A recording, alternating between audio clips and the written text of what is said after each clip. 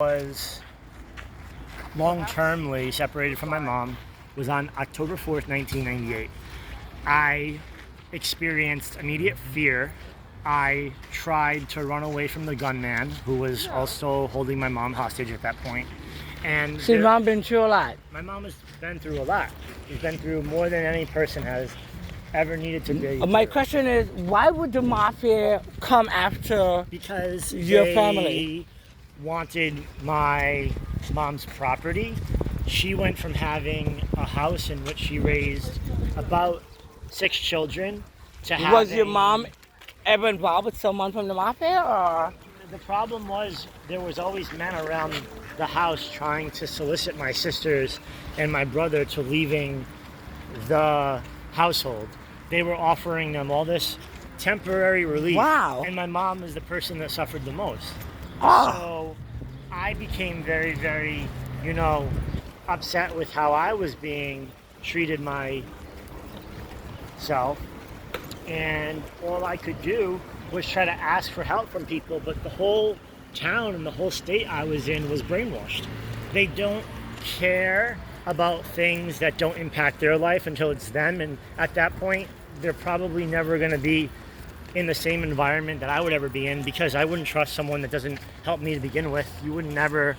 So you're saying at one point, the mafia, this is in Rhode Island we're talking about. Rhode Island, yep. Where exactly in Rhode Island? I was going out one night. I was supposed to only be going to hear music.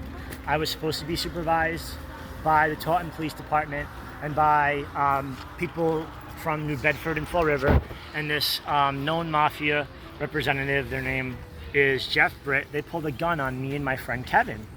And How old were you at the time? I was about 16. Kevin was an undercover detective. How old was Kevin at the time? Probably in his late 20s or early 30s, and he had to put Mr. Britt into restraining position because... So Mr. Britt is who? He was a... Mr. Britt was a mafia leader. He was involved with restauranting. I don't know of him to be anything else because I only know of him by the expensive parties he had. He didn't take care of our community. He never gave anyone Clery reports. He never gave anyone statistics about the Office of Special Counsel.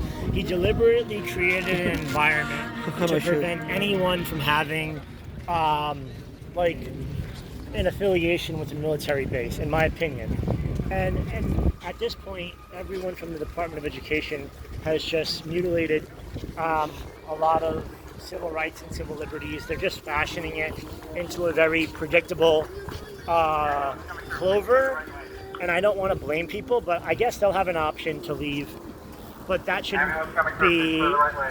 So you feel as if this was the means of the tactics that they pulled was as if to scare you, to make tactics they made, and then other people come into this world.